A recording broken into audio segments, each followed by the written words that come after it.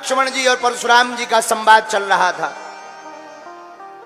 लक्ष्मण जी कह रहे थे, महाराज बहुधन ही तोड़े लड़काई पर कछु न असरस कीन गुस्साई।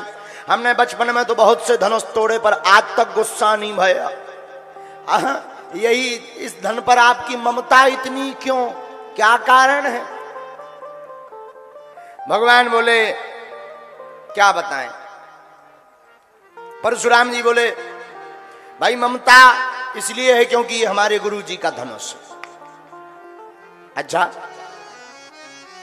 पर एक बात बोले, हाँ तुम्हारे भाई बड़े बड़े झूठ बोलते हैं। लक्ष्मण जी बोले क्या? बोले तुम्हारी भाई कह रहे थे कि छुआ तो टूट रघुपति ही ना दोष। तुम भी कह रहे कि छुआ तो टूट रघुपति ही ना दोष। तुम भी बड़ा झूठ बोलते। क्या झूठ बोलते? क्या कोई धनुष बड़े बड़े राजाओं से नहीं टूटा और इनके छूने से टूट जाएगा? देखो तो लक्ष्मण जी बोले देखो ये तो अपने अपने समझने का ढंग है, जो जैसा समझो, जैसी दृष्टि वैसी सृष्टि। कैसे? बोले जैसे एक गांव में एक आदमी, एक आदमी था एक गांव में। वो आदमी जो है अपने बालक से बोला कि जाओ ये 10 रुपया लो, गरम गरम जलेबी लेकर आओ। गरम चाहिए, एकदम कढ़ाई से निकली भाई। अब लड़का गया तो जो सेठ जी थे दुकानदार, उनसे कहा भाई हमें गरम गरम जलेबी चाहिए। सेठ जी ने कहा कि 20 मिनट बाद मिलेगी। सेठ जी ने बढ़िया गरम गरम जलेबी निकाली और चाशनी में जो सीरा था शक्कर का उसमें डालने ही वाले थे, तब तक लड़का बोला बस उसमें नहीं डालना, गरम चाहिए। सेठ जी ने कहा भाई अगर चाशनी में नहीं डुबोएंगे तो ये जलेबी कैसे बनेगी, इसमें मिठास कहां से आएगी? बोले मिठास आए चाहे ना। पिताजी ने कहा था गरम गरम एकदम कड़ाही वाली लाना, ताजा। पिताजी हमें मारेंगे, लाओ तुम ऐसे ही दो। सेठ जी बोले भाई जैसी तुम्हारी इच्छा। अब आप विचार करो कि क्या ऐसी गरम जलेबी कही थी, ऐसी ताजा जलेबी कही थी? पिताजी ने क्या उन्होंने ये कहा था भाई एकदम जो अभी अभी की बनी हो वो वाली जलेबी लेकर आओ। वही लेकर के बालक गया। पिताजी ने खूब मार लगाई, क्यों रे ये मीठी क्यों नहीं है जलेबी? बालक बोला पिताजी गरम है इसलिए मीठी नहीं है। बोले गरम का मीठी से क्या लेना देना? बोले वाह आपने ही कहा था गरम ले आना, तो हम कढ़ाई से निकाल के ले आए, हमने चाशनी में डलवाई ही नहीं है कि ठंडी ना हो जाए। बोलो सीताराम। लक्ष्मण जी कह रहे महाराज ऐसे ही आपका हाल है। बोले क्यों? बोले हमारे सरकार ने हाथ रखा वो टूट गया। अब इसमें राम जी की क्या गलती? धनुष की गलती है। धनुष से पूछो कि क्यों टूट गए। धनुष से पूछो जाओ कि काहे टूट गए। परशुराम जी बोले उनसे क्या पूछना है, जिसने तोड़ा है उससे जवाब लेंगे। बोलो सीताराम, जोर से बोलो। तब लक्ष्मण जी कहते छुआ तो टूटे रघुपति न दोषु, मुनि बिनु काज करिए कतरो सुहा। मुनि बिनु काज करिए कतरो। ये धनुष छूते ही टूट गया। एक बात और, जब बहुत देर हो गई लक्ष्मण जी परशुराम जी से बात करते रहे। बार बार परशुराम जी फरसा दिखाए, ए बालक रे नृप बालक कालवश, हमारे फरसा की ताकत नहीं तुम जानते हो, कितनी ताकत है। लक्ष्मण जी मुस्कुरा के बोले महाराज आप फरसा की ताकत बता रहे, आप हमारे सरकार के नाम की ताकत नहीं जानते हो कि हमारे प्रभु के नाम में कितनी ताकत है। राम जी ने सोचा कहीं मुनि को ज्यादा गुस्सा ना आ जाए, तो लक्ष्मण जी को बैठा दिया। बैठ जाओ। लक्ष्मण जी विराजमान भय। अब रघुनाथ जी खड़े भय। हमारे राम जी बड़े ही सरल हैं, बहुत सौम्य हैं। एक बात और, राम जी का लक्ष्मण जी का परशुराम जी का झगड़ा किस बात का? बात यह है कि राम भी भगवान है और परशुराम भी भगवान है। कितनी अच्छी बात है। राम जी भी भगवान है, परशुराम जी भी भगवान है, पर दोनों का झगड़ा किस बात पर है? दोनों ही प्रकाश, दोनों ही अवतारी, पर दोनों का झगड़ा किस बात का है? बात इसकी बहुत लॉजिकली है, बहुत आध्यात्मिक बात है। हमेशा झगड़ा विद्वानों में ही होता है। जो जितना बड़ा विद्वान होता है तो उसी लेवल का जो दूसरा विद्वान होता है उन्हीं में झगड़ा होता है। क्यों? क्योंकि विद्वान और विद्वान एक होना ही नहीं चाहते। आप देखना कभी, आप कभी विचार करना, चिलम वालों को देखना। चिलम जानते हो? अच्छा चिलम नहीं है तो वो पैकेट वाली समझ जाओ, मऊआ माता। मऊआ माता समझ गए हैं? क्या नहीं समझे?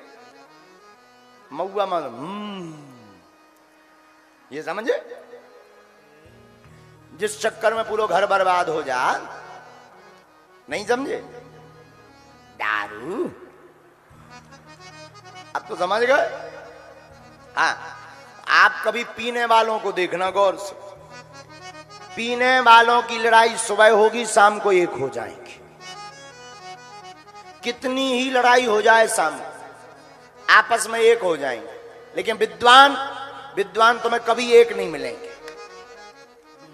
विद्वान हमेशा, चाहे वो केवल शास्त्रों का ज्ञाता नहीं, राजनीति का ज्ञानी हो, पत्रकारिता में भी ज्ञानी हो, वकीलों में भी ज्ञानी हो, साधुओं में भी ज्ञानी हो, एक ही लेवल के दो लोग कभी एक साथ नहीं रह सकते।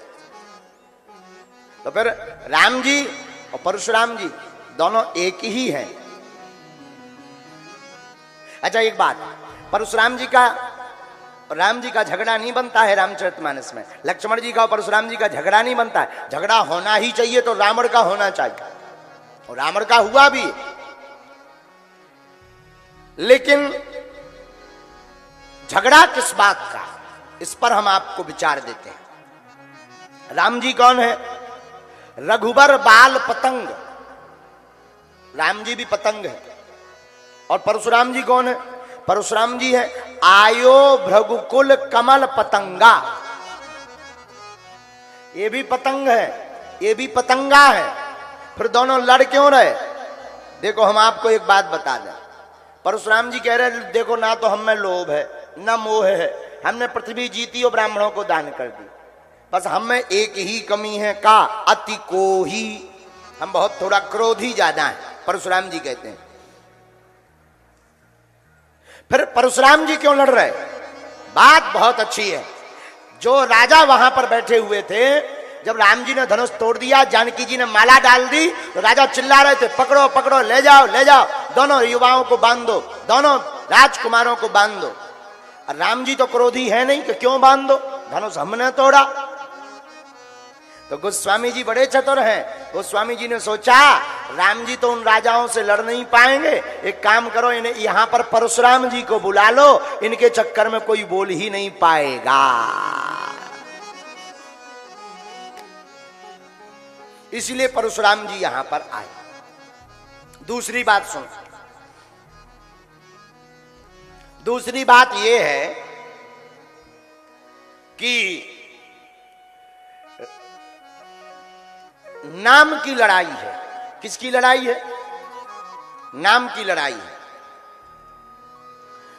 परशुराम जी ने पूछा राम जी से कि राम तुम कैसे आए, क्यों कारण आए? राम जी बोले आए तो हम गुरुजी के कहने पर धनुष तोड़ने के कारण आए, लेकिन महाराज आपसे भला कौन जीत सकता, हमारा नाम तो केवल राम है, नाम लघु है, और आपका नाम तो परशुराम है। अच्छा इनका परशुराम नाम क्यों है? इन्होंने परसा लिया इसलिए इनका नाम परशुराम। वैसे तो नाम इनका भी राम है, पर परसा को धारण करते इसलिए इनका नाम परशुराम है। लेकिन राम जी भी कम नहीं है, राम जी ने धनुष तोड़ा। अगर राम जी और जैसे होते तो राम जी कहते अगर तुम परशुराम तो हम धनुषराम। राम जी भी कम नहीं है। अगर लेकिन राम जी अगर ऐसा कहते, अगर हमारे तुम्हारे जैसा कोई आदमी होता तो वो कहता वाह महाराज हम तुम में किस बात में कम है, अगर तुम परशुराम हो तो हमने धनुष तोड़ा सो हम धनुषराम है। लेकिन नहीं, राम जी कितने सौम्य और कितने सीधे हैं। यही तो रामचरितमानस सिखाने में बहुत चीजें सिखा जाती हैं बात बात में। क्या बड़ा काम करने के बाद भी, परशुराम जी के आने के बाद भी राम जी हाथ जोड़कर कहते हे मुनिवर हमारा नाम तो मात्र राम है, आपका नाम तो परशुराम है। बोलो सीताराम। दूसरी बात, एक बात यह है कि आप अपनी जिंदगी में एक बात याद रखना, जो बड़ा काम करता है वो हमेशा विनम्र रहता है। आपने कभी पेड़ देखा हो तो जिस पेड़ में फल नहीं होते हैं वो एकदम ऊंट जैसो खड़ोरा, और जिसमें बहुत ज्यादा फल हो जाए तो वो पेड़ झुकने लगता है। इसका मतलब क्या है? ये एक सूचना और एक खबर है आपके लिए कि जिस दिन तुम्हारा नाम, तुम्हारी कीर्ति बढ़ने लगे, उसी दिन तुम विनम्र हो जाओ, क्योंकि बड़े लोग हमेशा झुकना सीखते हैं। भाई जिन पे कुछ नहीं है उन्हें तो डर ही नहीं है किसी का, किसी बात का डर नहीं है। जिन पे कुछ है डर तो उन्हीं को है। एक व्यक्ति हमसे पूछ रहे थे, महाराज तुम्हारे पीछे लोग इतने क्यों लगे? हमने कहा लगना चाहिए, नाम बदनाम के लिए। लेकिन एक बात बोले, अभी सूरज नहीं डूबा, जरा सी शाम होने दो, मैं खुद वापस लौट आऊंगा, पहले मुझे नाकाम होने दो। बदनाम करने का बहाना ढूंढता है जमाना, मैं खुद बदनाम हो जाऊंगा, पहले मेरा नाम होने दो। है? है? तो ये तो उदाहरण की बात थी, पर सच यह है कि राम जी बड़े हैं, राम जी ब्रह्म हैं, राम जी मर्यादत हैं। राम जी इतनी बड़ी लीलाएं करने के बाद भी हमारे रघुनाथ जी बड़े ही विनम्र हैं, तब भी कहते महाराज हमारा नाम तो केवल राम, आपका नाम परशुराम। लक्ष्मण जी भौं दिखा के बोले केवल परशुराम नहीं, आपके पास अगर परसा है तो इनके पास धनुष है, तो इनका नाम भी धनुषराम। परशुराम जी बोले देखो राम तुम तो ठीक हो भाई, तुम्हारा भाई बहुत विचित्र है, ये किसी काम का नहीं है। बोले क्यों? बोले इधर तुम हाथ जोड़ रहे, उधर तुम्हारा भाई आंखें चला रहा है। हो महात्मा जी तिली ली ली ली ली ली। देखो महाराज तुम तो बड़े सीधे हो, ये तुम्हारा भाई बहुत बहुत ज्यादा। राम जी बोले महाराज क्षमा करो, बालक है, बर्रे बालक एक स्वभाव, ये बालक है, इसको आप माफ करो। खूब जब जो है हाथ जोड़े राम जी ने, तब जो है परशुराम जी का हृदय एकदम शांत हुआ। एक बात यहां पर हो, क्रोध करना कोई बुरी बात नहीं, शंका करना भी बुरी बात नहीं है, शंका होनी चाहिए, लेकिन शंका कहां करनी चाहिए इसका भी ध्यान होना चाहिए। सूपनखा जैसी शंका करोगे तो नाक कान कटवाओगे।